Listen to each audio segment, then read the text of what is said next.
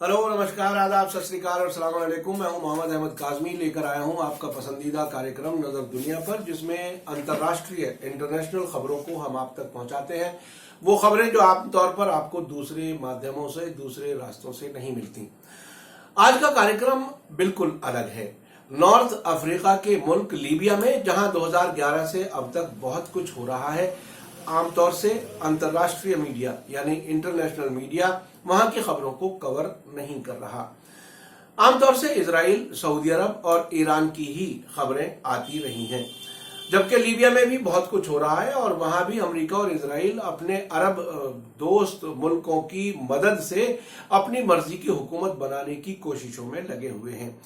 जिस राष्ट्रीय सरकार को वहां बनाया गया था और अंतर्राष्ट्रीय स्तर पर यानी यूनाइटेड नेशंस ने उसको अप्रूव किया था, अब वो सरकार गिराए जाने की तैयारी है।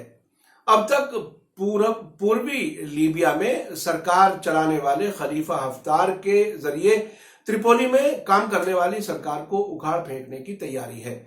अब तक कई खबरें आ चुकी थी कि खलीफा हफ्तार को मिस्र और सऊदी अरब का समर्थन यानी सपोर्ट हासिल है। अमेरिका बहादुर ने उन्हें जो जिम्मेदारी दी है वो उसे पूरा करने की कोशिश में लगे हुए हैं। इस पूरे प्रोसेस में दिलचस्प बात यह है कि पैसा सऊदी अरब का और हथियार अमेरिका के इस्तेमाल हो रहे हैं। अब ताजा खबर यह है कि लीबिया की अंतर्राष्ट्रीय स्तर पर मान्यता प्राप्त लीबियन नेशनल एकॉर्ड सरकार की सेना ने यह दावा किया है कि राजधानी त्रिपोली के साउथ में मौजूद छावनी में, जिसे हाल ही में गद्दार जनरल खलीफा हफ्तार की फौज से आजाद किया गया है, वहां से एडवांस अमेरिकी मिसाइल और हथियार बरामद हुए हैं। इससे पहले त्रिपोली में मौजूद लीबियन नेशनल एकॉर्ड सरकार की फौज ने बुधवार को सेल्फ स्टाइल्ड खलीफा हफ्तार की लीबियन नेशनल आर्मी से दक्षिणी कस्बे गरियान को अपने कब्जे में ले लिया था। ये कस्बा हफ्तार की सेना को कुमक पहुंचाने वाला सेंटर माना जाता था, जहां से हफ्तार की फौज को राजधानी त्रिपोली पर हमले करते थे। अमेरिका के ब्लूमबर्ग समाचार नेटवर्क के मुताबिक लीबिया की नेशनल एकॉर्ड सरकार ने ऐलान किया है कि उसने जो हथियार कब्जे में लिए हैं उनमें अमेरिका में बने हुए एंटीटैंक जेवलिन मिसाइल शामिल हैं, जो लकड़ी के पेटियों में रखे हुए थे और उन पर यूएई यानी यूनाइटेड अरब एमिरेट्स की हथियार बंद फौज यानी आर्म्ड फोर्सेस की मोहर लगी हुई है। लीबिया की नेशनल एकॉर्ड सरकार का कहना है कि लकड़ी की पेटियों पर यूएई की सेना की मोहर इस बात का सबूत है कि ये हथियार यूएई को बेचे गए, जो अमेरिकी हथियारों का बड़ा गाहक है और खलीफा हफ्तार का सपोर्टर भी है। जब इस साल अप्रैल में खलीफा हफ्तार की सेना ने त्रिपोली को कब्जा करने के लिए जंग छेड़ी थी, उस वक्त फ्रांस की न्यूज एजेंसी एएफपी ने अपनी रिपोर्ट में बताया था कि खलीफा हफ्तार मिस्र की राजधानी कायरो, जिसे काहिरा भी कहा जाता है, में वहां के राष्ट्रपति अब्दुल फत्ताह अल सीसी से मिले हैं। ये मुलाकात राजधानी त्रिपोली पर कब्जे के लिए जंग के दौरान हुई थी। ऐसा लग रहा था कि Khalifa Haftar Abdel Fattah al Sisi से कुछ खास इंस्ट्रक्शंस यानी दिशा निर्देश लेने के लिए हाजिर हुए थे। आपको याद दिलाता चलूं कि सीसी 2013 में मिस्र की पहली डेमोक्रेटिकली इलेक्टेड जो सरकार थी मोहम्मद मुर्सी की, जो मुस्लिम ब्रदरहुड जिसे अखवानुल मुस्लिमून कहा जाता है, उसकी सरकार का तख्ता पलटकर सरकार में आए थे। उस वक्त सऊदी अरब ने सीसी को बहुत बड़ी मदद की थी। मुर्सी की सरकार के दौरान मिस्र में इजराइल के खिलाफ प्रोटेस्ट, इजराइल को जाने वाली गैस पाइपलाइन पर कई हमले और तेल अवीव के साथ पीस ट्रीटी यानी शांति समझौता खत्म करने की मांग तेज हुई थी।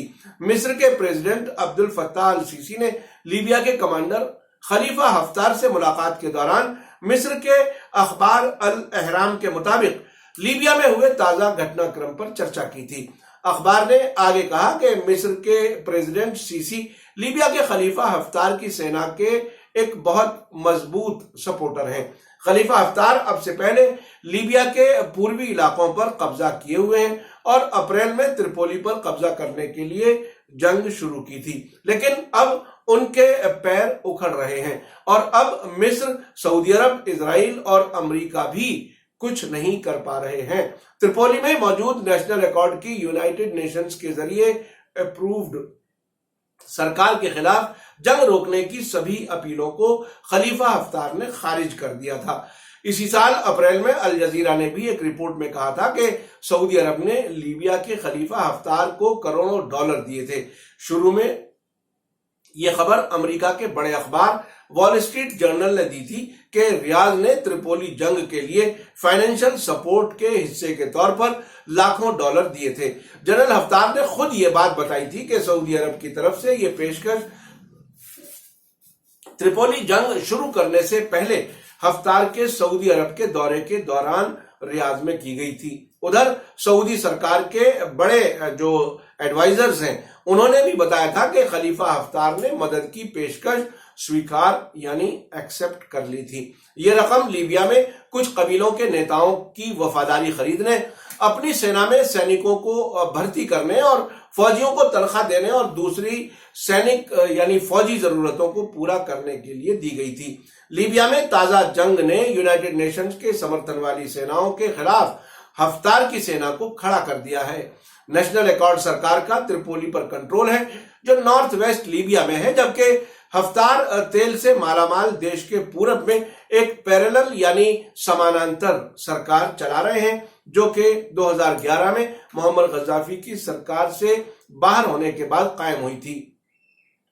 अब तक के हालात से लगता है कि लीबिया को 2 या 3 टुकड़ों में बांटने की तैयारी है। जिस तरह से अमेरिका ने इराक को 3 हिस्सों में बांटने की कोशिश की थी, वहां वो कामयाब नहीं हो पाए, लेकिन लीबिया में यूनाइटेड लीडरशिप की कमी की वजह से ऐसा लगता है कि अमेरिका और इजराइल का प्लान कामयाब हो जाएगा। लेकिन इससे पहले बहुत खून खराबा होगा, जिसके पीछे न सिर्फ ये देश जिम्मेदार होंगे, बल्कि सऊदी अरब और यूनाइटेड अरब एमिरेट्स और मिस्र जैसे देश भी जिम्मेदार होंगे। आपको मैं बताऊं कि इराक में भी अमेरिका ने अपनी फौजों की वापसी के बाद ये बाकायदा बताने की कोशिश की थी कि सेंटर में सुन्नी लोगों की सरकार हो, साउथ में शिया लोगों की सरकार हो, नॉर्थ में कुर्दों की सरकार हो, लेकिन इराक ने उनके इस प्रपोजल को रिजेक्ट कर दिया और अब पूरी तरह से यूनाइटेड इराक सामने नजर आ रहा है। लेकिन वहां लीडरशिप बिल्कुल अलग किस्म की है।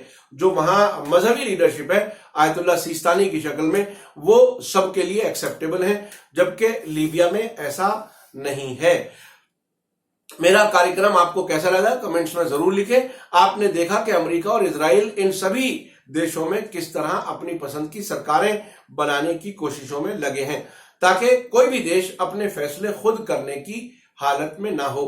अगर आप देश और दुनिया की खबरों को सच्चाई के साथ समझना चाहते हैं तो हमारे कार्यक्रम को अपने सभी सोशल मीडिया प्लेटफॉर्म पर जरूर शेयर करें।